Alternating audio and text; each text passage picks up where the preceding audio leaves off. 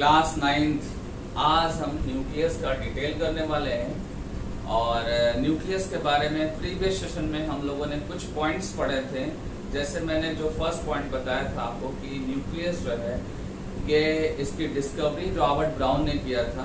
Robert brown ने 1831 में microscope के हेल्प से न्यूक्लियस की स्टडी की थी। ठीक है, मैं एक बार फिर से रिपीट कर रहा हूँ, रॉबर्ट ब्राउन ने किया था, रॉबर्ट हुक नहीं समझना, क्योंकि रॉबर्ट हुक और रॉबर्ट ब्राउन में बहुत सारे बच्चे कंफ्यूज होते हैं। तो यहाँ न्यूक्लियस की बात है तो न्यूक्लियस के लिए आप रॉबर्ट ब्राउन नेम यूज करेंगे। ठीक है, देन हम लोगों ने ये पढ़ा था कि सेल के किसी भी पार्ट को या सेल के पूरे कंप्लीट सेल को अगर ऑब्जर्व करना है माइक्रोस्कोप से तो उसके पहले आप क्या करते हैं, डिफरेंट सोल्यूशन और केमिकल्स और डाई का यूज करते हैं। ठीक है, और आपको मैं बता दूं ये जो केमिकल्स या सोल्यूशन होते हैं कुछ नॉर्मल होते हैं और कुछ जो है स्पेसिफिक होते हैं। नॉर्मल केमिकल्स और सोल्यूशंस आप यूज करेंगे तो आप नॉर्मल स्टडी कर पाएंगे सेल की, जिसमें आप हर एक पार्ट को डिफरेंशिएट नहीं कर सकते।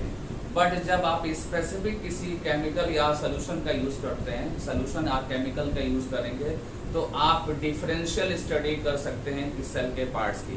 कहने का मतलब ये है कि सेल के अंदर डिफरेंट पार्ट्स होते हैं। अगर आप यूकैरियोटिक सेल्स देखिए तो यूकैरियोटिक सेल्स में डिफरेंट टाइप के सेल ऑर्गेनल्स हैं और उन सेल ऑर्गेनल्स का जो केमिकल कंपोजिशन होता है वो डिफरेंट होता है और डिफरेंट होने की वजह से हमको डिफरेंट टाइप के स्पेसिफिक सोल्यूशन और केमिकल्स यूज करने होते हैं। और जब हम ऐसे सोल्यूशन यूज करते हैं देन क्या होता है, सेल के हर एक part, each and every part जो है वो क्या होता है, डिस्टिंग्विश हो जाता है इस स्पेसिफिक सोल्यूशन से और डाई से और केमिकल से। ठीक है, जब ये डिफरेंशिएट हो जाएंगे तो आप माइक्रोस्कोप से जब ऑब्जर्व करेंगे तो हर एक पार्ट आपको क्लियरली ऑब्जर्वेशन में मिलेगा आपको।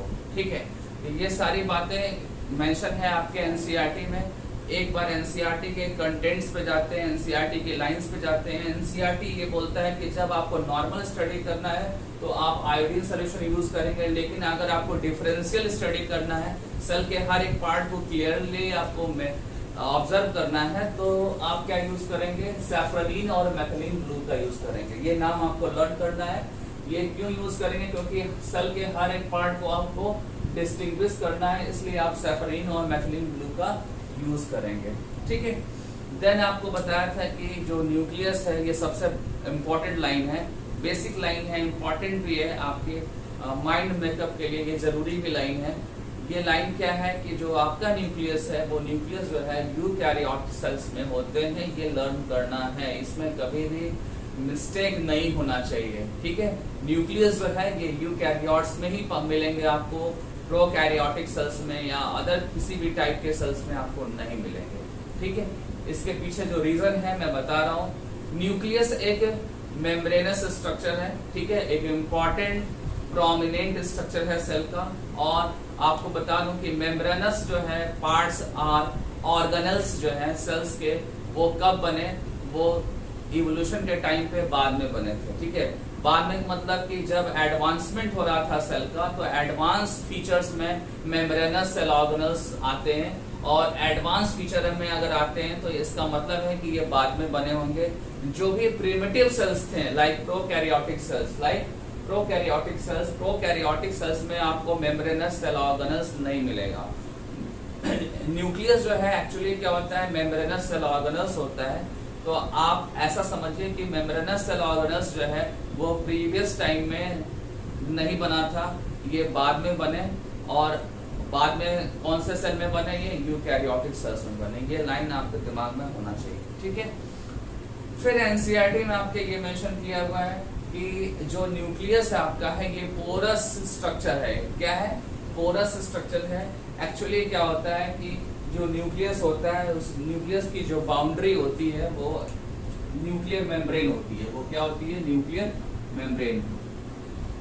न्यूक्लियर मेम्ब्रेन से आपका न्यूक्लियस क्या है, इनक्लोज्ड है। ठीक है, और ये जो मेम्ब्रेन है इसमें बहुत सारे आपको पोर्स दिख रहे होंगे। आप देखिए, आपको क्लियरली दिख रहा होगा कि ये सारे क्या हैं, पोर्स हैं। ठीक है, मैंने यहाँ पे पोर्स मेंशन भी कर दिया है कि बहुत सारे पोर्स होते हैं। ठीक है, और ये जो पोर हैं ये हेल्प करते हैं कि कोई भी चीज जो है न्यूक्लियस से बाहर कैसे जाएगी, ठीक है, और कोई भी जो है मटेरियल वो कैसे साइटोप्लाज्म से न्यूक्लियस में जाएगा। मतलब कि न्यूक्लियस के इनसाइड जाने की जो पाथ है वो पोर के थ्रू है, और न्यूक्लियस से बाहर आने का जो मॉलिक्यूल्स का पाथ है वो भी किसके थ्रू है, पोर से। अगर पोर नहीं होते तो न्यूक्लियस से मटेरियल बाहर नहीं जाएगा, और फिर अगर पोर नहीं होता तो साइटोप्लाज्म का मटेरियल न्यूक्लियस में नहीं आता। और ये दोनों जो है तरह के पाथवे जो है इम्पोर्टेंट है मेटाबॉलिज्म के लिए। ये बहुत बहुत बहुत इम्पोर्टेंट है।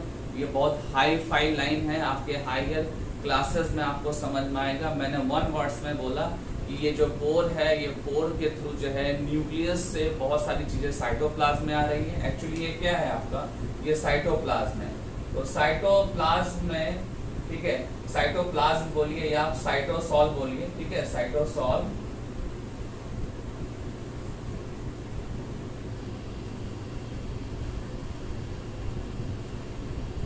साइटोसॉल और साइटोप्लाज्म, ठीक है। साइटोसॉल से बहुत सारी चीजें अंदर जा रही हैं और फिर न्यूक्लियस से बहुत सारी चीजें बाहर आ रही हैं। इसके पीछे जो बेसिक रीजन है वो ये है कि बहुत सारे मेटाबॉलिक प्रोसेस जो है इस ट्रांसपोर्ट पैटर्न पे डिपेंड करते हैं। अगर ये ट्रांसपोर्ट पैटर्न नहीं है तो बहुत सारे प्रोसेस नहीं हो सकते। इवन मुझे लगता है कि लिविंग सेल्स जो है वो सर्वाइव ही नहीं कर पाएगा, ठीक है। अब आते हैं कि जो आपका न्यूक्लियस है वो न्यूक्लियस का रोल क्या है सेल के अंदर। तो सबसे पहले एक लाइन आप नोट कर लीजिएगा, समझ लीजिएगा। न्यूक्लियस जो है वो क्या है, कंट्रोलर और डायरेक्टर ऑफ द सेल्स है। न्यूक्लियस क्या है, कंट्रोलर और डायरेक्टर ऑफ द सेल्स। जैसे किसी भी स्कूल में प्रिंसिपल होता है वैसे ही जो है सेल के अंदर जो है वो न्यूक्लियस होता है, ठीक है। अगर न्यूक्लियस चाहेगा तो सारी एक्टिविटीज होगी, न्यूक्लियस नहीं चाहेगा तो एक्टिविटीज नहीं होगी, ठीक है। मतलब कि कंट्रोलर कौन हुआ, न्यूक्लियस हुआ। जो चाहेगा वो न्यूक्लियस करेगा और जो चाहेगा न्यूक्लियस नहीं करेगा, ठीक है। सो दैट न्यूक्लियस को आप क्या बोल सकते हैं, कंट्रोलर और डायरेक्टर ऑफ द सेल्स बोल सकते हैं, ठीक है। देन आते हैं न्यूक्लियस के अंदर जो है आपके मिलेगा एक स्पेसिफिक रॉड लाइक स्ट्रक्चर मिलेगा आपको। वो रॉड लाइक स्ट्रक्चर क्या है आपका, क्रोमोसोम्स है। क्या है, रॉड लाइक स्ट्रक्चर क्रोमोसोम्स है। और ये जो क्रोमोसोम्स है एक्चुअली में इसका कंपोजिशन अगर देखें हम, इसका कंपोजिशन देखें हम तो आपको मिलेगा कि इसके अंदर डीएनए होते हैं, और स्पेशली हम यहाँ लिखेंगे लीनियर डीएनए होगा। Chromosomes composed by linear DNA as well as histone protein. आपके बुक में हिस्टोन वर्ड यूज नहीं किया है बट मैं यूज कर रहा हूँ क्योंकि आपका ये फाउंडेशन क्लास है और कोई टफ नहीं है। बस आपको हिस्टोन टर्म आपको लर्न करना है। प्रोटीन तो मेंशन है आपके बुक में। हिस्टोन प्रोटीन जो है एक पॉजिटिवली चार्ज प्रोटीन है because it contain positively charge amino acid. ये जो प्रोटीन है ये पॉजिटिवली चार्ज अमीनो एसिड से बना हुआ है, सो दैट इस प्रोटीन पे भी चार्ज क्या होगा आपका, पॉजिटिव होगा, ठीक है। तो यहाँ पे मैं लिख रहा हूँ कि इस पे चार्ज क्या होगा, पॉजिटिव होगा। और लीनियर डीएनए पे जो चार्ज होगा वो क्या होगा, नेगेटिव होगा। नेगेटिव और पॉजिटिव दोनों मिलकर क्या होंगे, न्यूट्रलाइज कर जाएंगे और फाइनली क्या होगा, आपका क्रोमोसोम स्टेबलाइज हो जाएगा। क्या हो जाएगा, क्रोमोसोम्स स्टेबलाइज हो जाएगा। तो ये दो कंपोनेंट है क्रोमोसोम्स के, ठीक है। मैं एक बार फिर से रिपीट कर दे रहा हूँ, ये जो क्रोमोसोम है या न्यूक्लियस की स्टोरी है ये सिर्फ कहाँ पे आप अप्लाई करेंगे, यूकैरियोटिक सेल में अप्लाई करेंगे। प्रोकैरियोट्स में एब्सेंट होता है न्यूक्लियस, ठीक है। बट इसका मतलब ये नहीं है कि न्यूक्लियस जैसा कुछ भी नहीं होगा, यहाँ पे भी होगा न्यूक्लियस जैसा एक चीज जो मैं आगे आपको बताने वाला हूँ। आप थोड़ा धीरज रखिए, वेट करिए, मैं आपको सब बताऊंगा। अब आते हैं क्रोमोसोम को थोड़ा और डिटेल करते हैं। आपको पता है ना कि सेल जैसे कोई भी नया सेल फॉर्म जब होता है तो वो भी ओल्ड होता है। इसका मतलब कि सेल के भी बहुत सारे स्टेजेस आते हैं, सेल्स के बहुत सारे स्टेजेस आएंगे, ठीक है। और स्टेजेस को अगर आप सेल साइकिल के बिहाफ पर, सेल साइकिल एक टर्म मैं यूज कर रहा हूँ, इससे आपको घबराना नहीं है। आपको ये समझना है कि कोई भी सेल जो है अगर है तो उस सेल से रिप्रोडक्शन के बाद जो है 2 सेल्स का फॉर्मेशन होता है। ठीक है, आपने पढ़ा होगा कि एक कोई सेल जब पहली बार फॉर्म होता है तो कुछ टाइम के बाद उससे 2 सेल्स फॉर्म हो जाते हैं। 2 सेल्स फॉर्म हो जाएंगे तो ये दोनों सेल्स फॉर्मेशन के लिए बहुत सारे क्या होते हैं, स्टेजेस आते हैं, बहुत सारे स्टेजेस आएंगे, जिसमें से सबसे पहले स्टेज आता है इंटरफेज आएगा आपका। ये सारी बातें आपको लर्न करनी है, अभी आपके लिए नई बातें हैं, बट आपको मैं जितना बोल रहा हूँ उतना ही आपको लर्न करना है, उससे ज़्यादा आपको नहीं लर्न करना है। मैंने ये बताया कि जब एक सेल से 2 सेल्स का फॉर्मेशन होता है तो बहुत सारे फेजेस आते हैं, बहुत सारे, जैसे कि हमारा जो लाइफ स्पेन है इसमें बहुत सारे फेजेस आते हैं, जैसे कि हमारा एडोलेसेंस फेज है, फिर एडल्ट फेज है, फिर ओल्ड फेज है। ऐसे हमारे सेल्स में भी क्या है, फेजेस हैं, और उस फेज में सबसे पहले मैं मेंशन कर रहा हूँ कि इंटरफेज है, इसको आप फेज समझिए। इंटरफेज के बाद आपको मिलेगा क्या, आपको मिलेगा एम फेज। ठीक है, ठीक है, ये 2 मेजर फेज है। ठीक है, इसके फर्दर सब फेजेस होते हैं जिसको अभी नहीं पढ़ना है आपको। तो जो भी ये फेज है, फेजेस के अकॉर्डिंग जो है क्रोमोसोम का स्ट्रक्चर भी चेंज होता है, क्रोमोसोम्स का स्ट्रक्चर भी चेंज होता है, इसलिए मैंने फेज टर्म यहाँ यूज किया है। ठीक है ना स्टूडेंट्स, ध्यान देना, ये सेल के स्टेजेस आर फेजेस हैं, और ये स्टेजेस और फेजेस के चेंज होने से क्या होता है, क्रोमोसोम के स्ट्रक्चर में चेंज आता है। ठीक है, क्रोमोसोम चेंज होगा तो किसमें कन्वर्ट होगा, ध्यान देने वाली बात है। अगर क्रोमोसोम चेंज हुआ तो वो किसमें कन्वर्ट होगा, क्रोमेटिन में कन्वर्ट होगा। वो किसमें कन्वर्ट होगा, क्रोमेटिन में कन्वर्ट होगा। और क्रोमेटिन जो होता है, इस क्रोमेटिन का कॉम्पोजिशन भी सेम है, इसमें भी आपको डीएनए मिलेगा और इसमें भी आपको हिस्टोन प्रोटीन मिलेगा। ठीक है, बट ये होगा कि ये डीकंडेंस फॉर्म में होगा, ये डीकंडेंस फॉर्म में होगा, और जो क्रोमोसोम्स होंगे वो कंडेंस फॉर्म में होंगे। आप नोट कर सकते हैं, क्रोमोसोम्स जो होंगे वो किस फॉर्म में होंगे, कंडेंस्ड फॉर्म में होंगे। कंडेंस का मतलब कॉम्पैक्ट, इसका मीनिंग क्या होगा, कॉम्पैक्ट फॉर्म। और जो क्रोमेटिन होगा वो किस फॉर्म होगा, डीकंडेंस फॉर्म में होगा। किस फॉर्म होगा, डीकंडेंस। ध्यान दीजिएगा, ये कंडेंस फॉर्म में होगा और ये डीकंडेंस फॉर्म में होगा। ये इसको कॉम्पैक्ट बोल सकते हैं, इसको आप लूजली बाउंडेड बोल सकते हैं। ठीक है, लूजली बाइंडेड बोल सकते हैं, मतलब ये इसके कॉम्पैक्टनेस इसके अंदर नहीं होगी। ठीक है, तो ये क्रोमेटिन का फिजिकल स्ट्रक्चर के बारे में मैंने बता दिया आपको। ठीक है, अब बारी आती है कि क्रोमेटिन किस फेज में होगा और क्रोमोसोम किस फेज में होगा। तो मैं ये भी बता दूं कि जब आप इंटरफेज डिस्कस करेंगे, ठीक है, ध्यान दीजिएगा, वीडियो को आप रिपीट भी कर सकते हैं। इंटरफेज जब डिस्कस करेंगे तो इंटरफेज स्टेज में क्रोमेटिन मेंशन करते हैं, और एम फेज में आप क्या मेंशन करते हैं, आप क्रोमोसोम मेंशन करते हैं। ठीक है ना, मतलब कि जो एम फेज में आपका ये जो क्रोमोसोम है ये होगा, ये कॉम्पैक्ट है, कंडेंस है, रॉड लाइक स्ट्रक्चर है। और जब आप इंटरफेज की बात करेंगे तो वही चीज जो है क्या हो जाएगा, डीकंडेंस हो जाएगा, और उसका नेम क्या हो जाएगा, चेंज हो जाएगा। नेम क्या हो जाएगा, एक्चुअली में क्रोमेटिन हो जाएगा। क्या हो जाएगा, क्रोमेटिन हो जाएगा। ठीक है, ये समझ में आया आपको। अब इसके बाद मैं जो चल रहा हूँ, अब मैं क्रोमोसोम्स को डिटेल करूंगा। ठीक है, क्रोमोसोम्स के अंदर आपको सबसे पहले मेंशन करना होगा कि इसमें लीनियर डीएनए है, और सेकेंड जो कंपोनेंट है वो क्या है, हिस्टोन प्रोटीन है। वो क्या है, हिस्टोन प्रोटीन है। लीनियर डीएनए में आपको बता दूं कि डीएनए जो है वो क्या है, जेनेटिक मटेरियल है। ये तो आप जानते ही हो गया, डीएनए क्या है, जेनेटिक मटेरियल है। और डीएनए क्या है, पॉलीमर है। डीएनए क्या है, पॉलीमर है। ये जो पॉलीमर टर्म है ये मैंने केमिस्ट्री के बिहाफ पे बताया, और जो जेनेटिक मटेरियल है वो मैंने बायोलॉजी के बिहाफ पे बताया।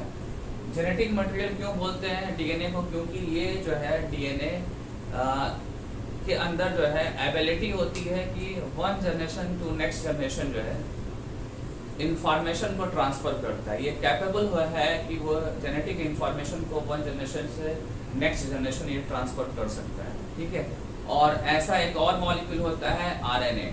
वो भी क्या है, वो भी इंफॉर्मेशन को one generation to next generation transfer कर सकता है। सो दैट डीएनए को आप क्या बोलेंगे, जेनेटिक मटेरियल बोलेंगे, ठीक है। और अगर आप केमिस्ट्री के यहाँ पे बताएंगे तो डीएनए क्या है, पॉलीमर है, और पॉलीमर जो है हमेशा किसी ना किसी मोनोमर से फॉर्म होता है। कोई भी पॉलीमर है इस पूरे अर्थ पे, उसका कोई ना कोई एक मोनोमर होता है, उसका यूनिट होता है। पॉलीमर और मोनोमर कैसे समझेंगे आप, जैसे आपके रूम के अंदर जो वॉल होती है, ये इसको कंसिडर करिए कि ये पॉलीमर है, बट उस वॉल की जो ब्रिक होती है, उस वॉल की जो ब्रिक होती है वो क्या है, मोनोमेरिक यूनिट है, उसका यूनिट है वो, मोनोमर्स है वो, ठीक है ना। मेरी बात को ध्यान देना। मैंने एग्जांपल बताया कि जो आपके रूम की वॉल है, ठीक है, या आपके हाउस की जो वॉल है, वो वॉल, कंप्लीट वॉल जो है वो क्या है, पॉलीमर है, बट उस वॉल की जो एक ब्रिक जो है वो क्या है, मोनोमर है। सिमिलरली डीएनए भी क्या है, पॉलीमर है, और इसका जो यूनिट है वो क्या है, वो है आपका डीऑक्सी राइबो न्यूक्लियोटाइड। ये मोनोमर है, यहाँ पे हम क्या लिखेंगे, मोनोमर लिखेंगे।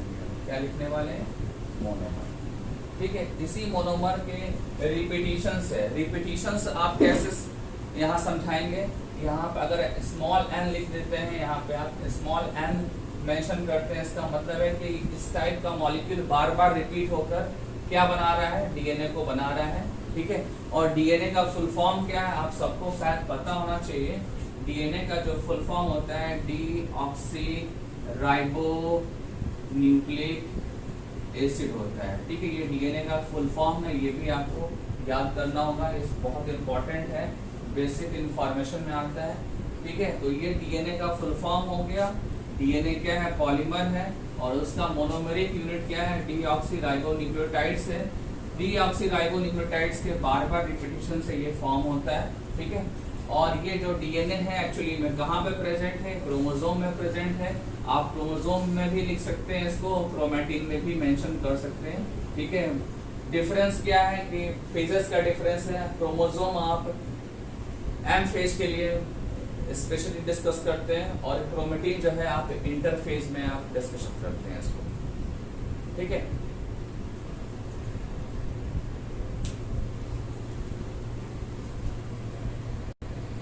तो स्टूडेंट्स, अभी तक हम लोगों ने क्रोमोसोम के स्ट्रक्चर के बारे में पढ़ा, उसका डिटेल मैंने कर दिया है। अभी आपको उतना ही समझना है।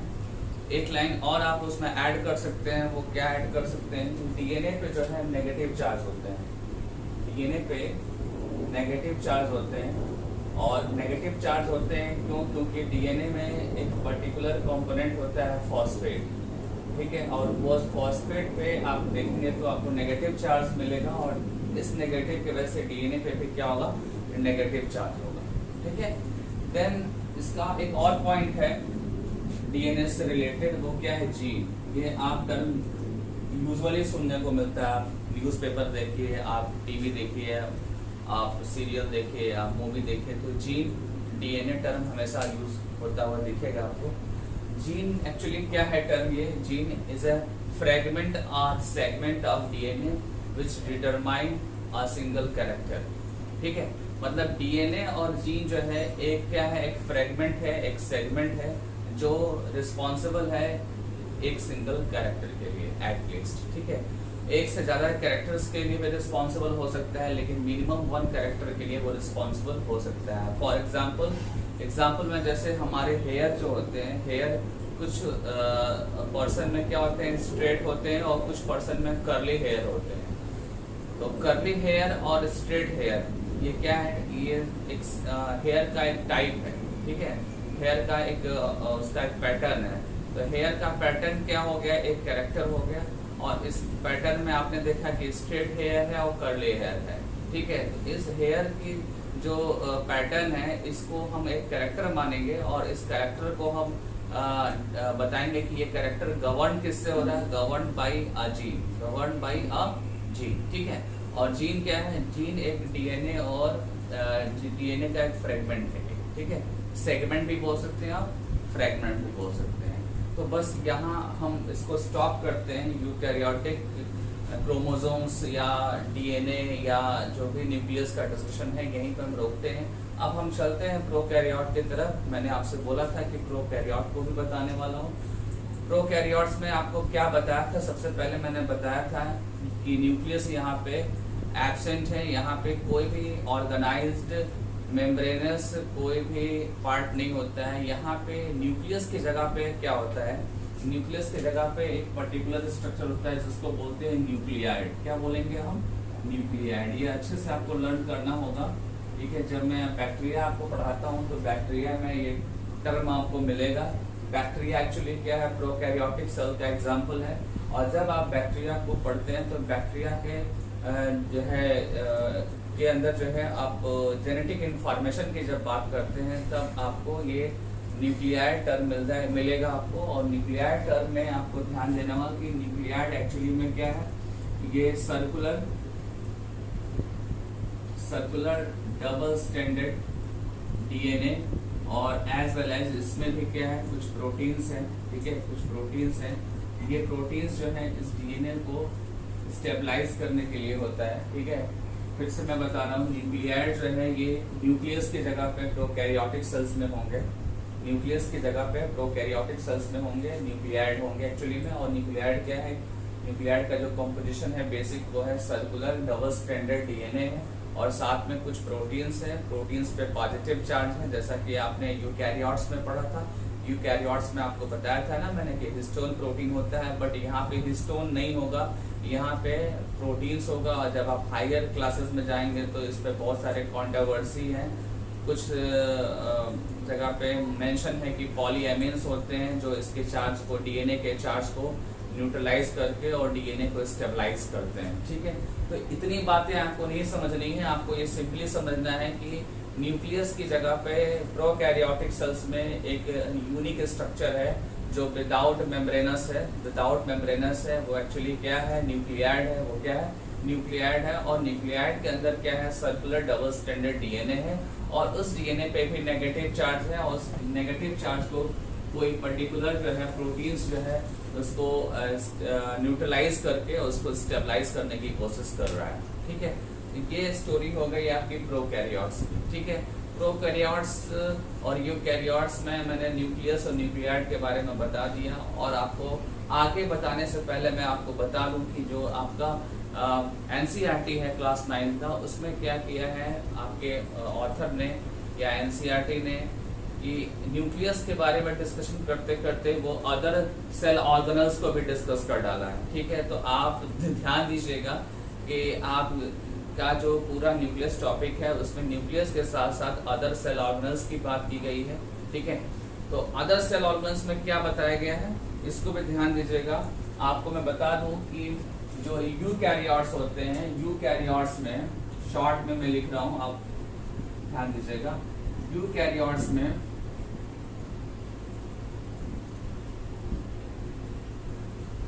मेम्ब्रेनस एंड नॉन मेम्ब्रेनस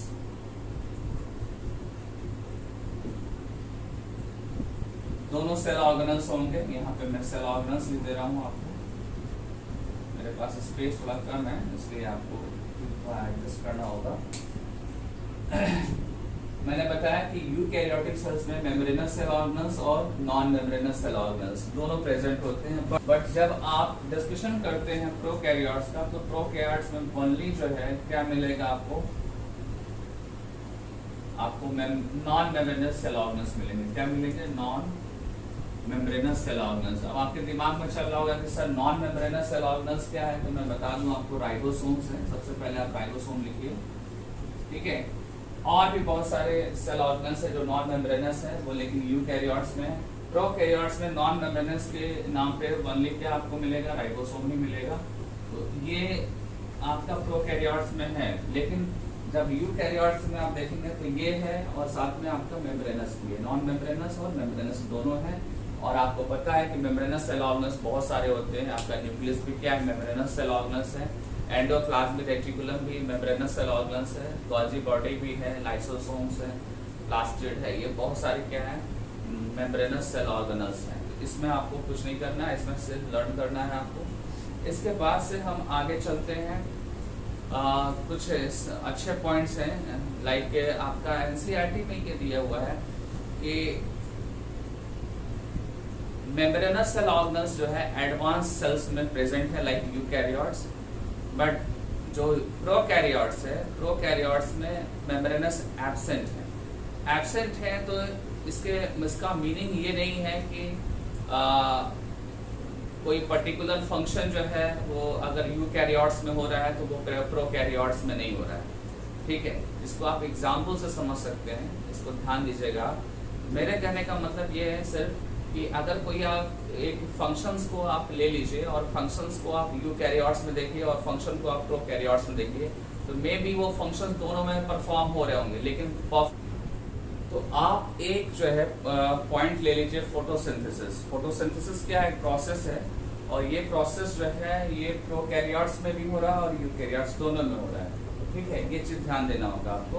आपने एग्जाम्पल बहुत सारा पढ़ा होगा, फोटोसिंथेटिक बैक्टीरिया। तो बैक्टीरिया क्या है? प्रोकैरियोटिक सेल है। ठीक है, बट यहाँ पे जो फोटोसिंथेसिस है प्रोकैरियोट्स में वो एक मेम्ब्रेनस वेसिकल्स में होगा। कहाँ होगा? मेम्ब्रेनस वेसिकल्स में होगा। और मेम्ब्रेनस वेसिकल्स में एक्चुअली क्या होते हैं? फोटोसिंथेटिक पिगमेंट्स होते हैं। क्या होते हैं? फोटोसिंथेटिक पिगमेंट्स आपको मिलेंगे और फोटोसिंथेटिक जो पिगमेंट्स होंगे ये फोटोसिंथेसिस के लिए रिस्पॉन्सिबल होंगे। Photosynthetic pigments responsible for photosynthesis. But जब आप यूकैरियोट्स में फोटोसिंथेसिस डिस्कस करेंगे तो वहां पे आपको मिलेगा कि एक पर्टिकुलर सेल ऑर्गेनल्स है, एक पर्टिकुलर मेम्ब्रेनस सेल ऑर्गेनल्स है। मैं बार बार रिपीट कर रहा हूँ, एक पर्टिकुलर मेम्ब्रेनस सेल ऑर्गेनल्स है दैट इज कॉल्ड क्लोरोप्लास्ट। और एक्चुअली क्लोरोप्लास्ट क्या है? Is a type of plastid, is a type of plastid. और ये जो प्लास्टिड है इसके अंदर थैलाक्वाइडल मेम्ब्रेन्स होते हैं। क्या होते हैं? थैलाक्वाइडल मेम्ब्रेन्स। और थैलाक्वाइडल मेम्ब्रेन्स के अंदर आपको मिलेगा फोटोसिंथेटिक पिगमेंट्स। आपको क्या मिलेंगे?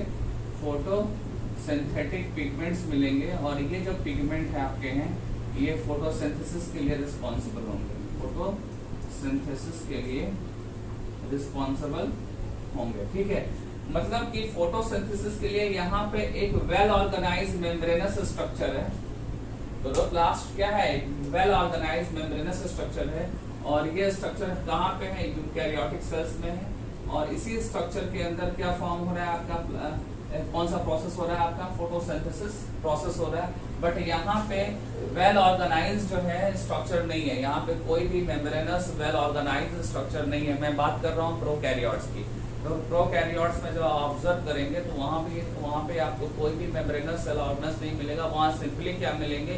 कुछ मेम्ब्रेन के वेसिकल्स मिलेंगे। मेम्ब्रेन वेसिकल्स का मतलब bag like structure, bag like structure. अगर आप डायग्राम बना के शो करना चाहते हैं तो ऐसे आपको मिलेगा, ऐसे कुछ मिलेंगे, बैग लाइक स्ट्रक्चर मिलेंगे।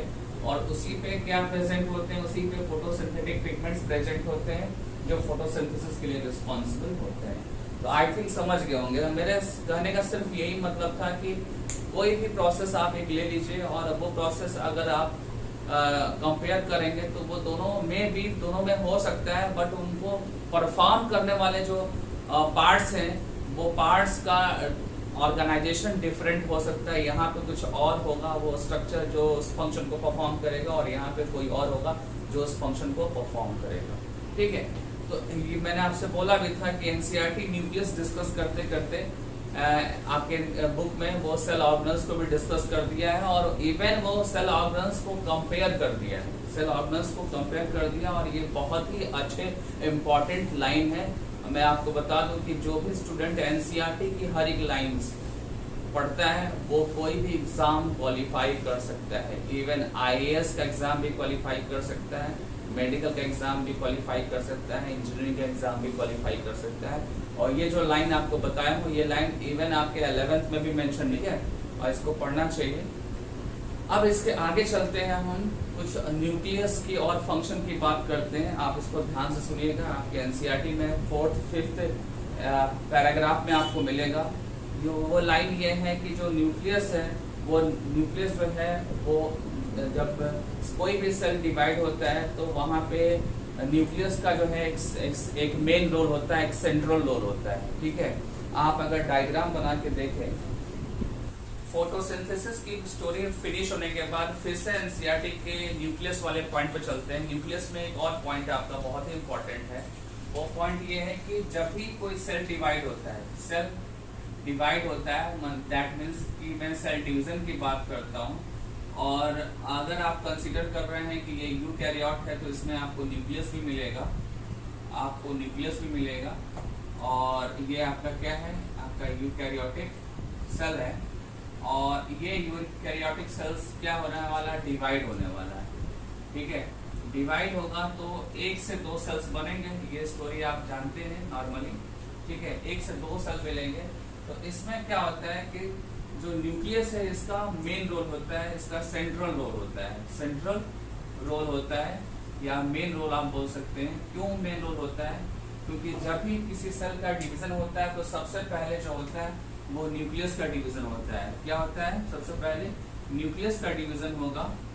ठीक है, और न्यूक्लियस का डिवीजन होने के बाद से फिर क्या होता है, साइटोप्लाज्म का डिवीजन होता है, साइटोप्लाज्म का डिवीजन होता है।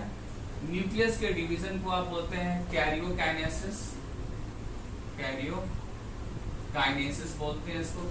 कैरियो का मीनिंग है न्यूक्लियस, यहाँ पे कैरियन का मीनिंग जो है वो क्या है, न्यूक्लियस है। और कैरियन से ही कैरियो वर्ड यहाँ यूज किया गया है। और कैरियो का क्या हो रहा है, डिवीजन हो रहा है, इसलिए नेम क्या है, कैरियोकाइनेसिस। देन यहाँ पे मैंने बोला कि साइटोप्लाज्म का डिवीजन होगा तो क्या टर्म यूज करेंगे, साइटोकाइनेसिस।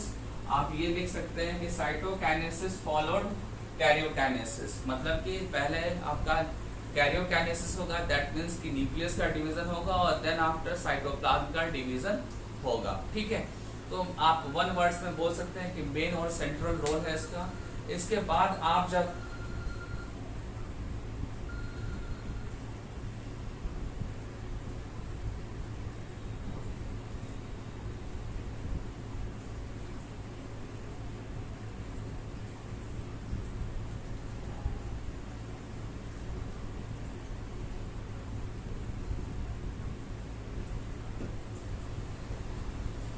इसके बाद जब आप न्यूक्लियस को डिस्कस करेंगे, न्यूक्लियस के फंक्शन को, तो वहाँ पे आपको मिलेगा कि न्यूक्लियस जो है जैसे जैसे सेल का स्टेज आगे आता है, सेल मैच्योर होता है, तो सेल के अंदर जितने भी केमिकल एक्टिविटीज़ हैं, मेटाबॉलिक एक्टिविटीज़ हैं, ये सब जो है न्यूक्लियस से डिटरमाइन करता है। ठीक है, रिपीट कर रहा हूँ, न्यूक्लियस जो है जैसे जैसे सेल का मैच्योरिटी होता है, सेल मैच्योर होता है, तो न्यूक्लियस क्या करता है, हर एक स्टेप पे, हर एक फंक्शन में इन्वॉल्व होता है, सारे के सारे केमिकल एक्टिविटीज़ में इन्वॉल्व होगा और केमिकल एक्टिविटीज़ को रेगुलेट करेगा। और उसके अकॉर्डिंग फिर सेल में भी चेंजेस आते हैं, और सेल में चेंजेस आएंगे तो ऑर्गेनिजम्स में भी चेंजेस आएंगे। ठीक है,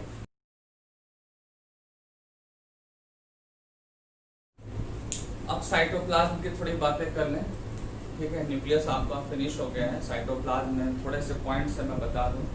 सबसे पहले आपको बताऊं कि साइटोप्लाज्म जो है वो प्रोटोप्लाज्म का पार्ट है। इसका पार्ट है, it is a part of protoplasm. ठीक है, जब आप प्रोटोप्लाज्म का स्टडी करेंगे तो प्रोटोप्लाज्म में आपको क्या मिलेगा, साइटोप्लाज्म मिलेगा। आपको क्या मिलेगा, साइटोप्लाज्म मिलेगा, और साथ में आपको क्या मिलेगा, न्यूक्लियस मिलेगा। तो न्यूक्लियस तो हम लोगों ने पढ़ लिया, अभी क्या पढ़ना है, साइटोप्लाज्म। और साइटोप्लाज्म में आपको मैं बता दूं कि जो फ्लूइड एनवायरनमेंट्स है, अगर उसको रिमूव कर दें, फ्लूइड एनवायरनमेंट्स का मीनिंग है साइटोसॉल। यहाँ पे उसको क्या टर्म बोलते हैं, कौन से टर्म से बताते हैं, उसको साइटोसॉल से बताते हैं। तो जो फ्लूइड एनवायरनमेंट्स है वो क्या है, साइटोसॉल है। और जो रिमेनिंग पार्ट है वो क्या है, सेल ऑर्गेनल्स है। वो क्या है, सेल ऑर्गेनल्स है। और एंड सम इनएक्टिव ग्रेन्यूल्स हैं, सम इनएक्टिव ग्रेन्यूल्स। तो ये पार्ट तो हम छोड़ ही देते हैं, इसको आप ज़्यादा डिस्कस नहीं करते हैं, 11th डिस्कस करेंगे।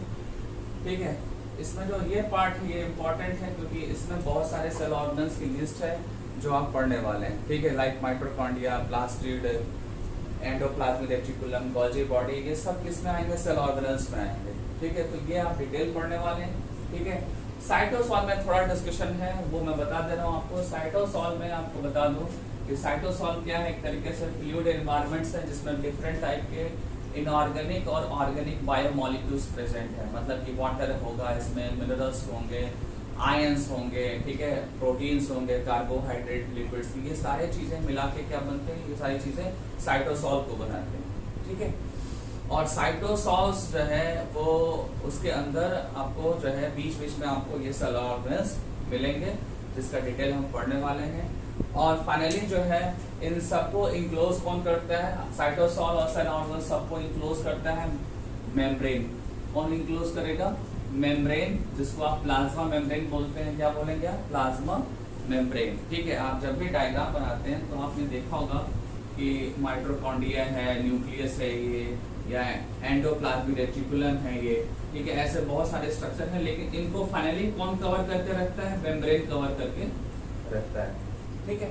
तो ये जो मेम्ब्रेन है यहाँ पे भी प्रेजेंट है, और सेल ऑर्गेनेल्स में भी मेम्ब्रेन्स प्रेजेंट होते हैं। ये भी ध्यान देना होगा, सेल ऑर्गेन जैसे endoplasmic reticulum, Golgi apparatus, nucleus, इस सब में क्या है, मेम्ब्रेन प्रेजेंट है, ठीक है। और यही मेम्ब्रेन आपका वायरस में नहीं होता है। एनसीईआरटी में ये एक इम्पोर्टेंट लाइन है, ये साइटोप्लाज्म टॉपिक है, उसके लास्ट में आपको मिलेगा कि मेम्ब्रेन जैसा वायरस में कुछ नहीं होता है, ठीक है। और वायरस क्या है, एक नॉन लिविंग मटेरियल है जो किसी भी सेल के बाहर जो है वो इनएक्टिव फॉर्म है, नॉन लिविंग फॉर्म में होता है। बट किसी जब सेल के अंदर या किसी होस्ट के अंदर जब इंटर करता है तो ये वायरस जो होता है ये लिविंग हो जाता है, ठीक है। जब तक वायरस सेल के बाहर है, बॉडी के बाहर है, तब तक नॉन लिविंग, बट जैसे ही वो इंटर करता है लिविंग प्रॉपर्टी कंटेन करने लगता है। और ऐसा इसलिए क्योंकि वो सेल का या होस्ट का जो मशीनरी है, उसका लिविंग जो मशीनरी है, वो सारी मशीनरी को हाईजैक कर लेता है वायरस, उसको यूज करना स्टार्ट कर देता है। तो आज साइटोप्लाज्म स्टोरी यहीं पे हम फिनिश करते हैं। कोई भी डाउट होगा आप जरूर पूछिए। आप वीडियोस कम देख रहे हैं, बहुत कम व्यूज आ रहे हैं, ठीक है। इवन तो आप सब्सक्राइब भी नहीं करते हैं कभी, मुझे लगता है, ठीक है। तो आप जरूर वीडियोस को देखिए। सबसे पहले जरूरी है आपका नोट्स बनाना, फिर क्वेश्चन पूछना, ठीक है, रिवीजन करना, ठीक है, टीचर से इंटरेक्ट होना। आप इंडिविजुअल व्हाट्सअप करके क्वेश्चन को पूछ सकते हैं। बहुत सारे स्टूडेंट्स जो हैं वो मेरे को व्हाट्सअप पे मैसेज भेजते हैं, लेकिन मेजॉरिटी नहीं भेजती है, ठीक है ना। सो दैट आप क्वेश्चन भेजेंगे मेरे से उसका आंसर मिलेगा आपको, ठीक है। Okay, thank you.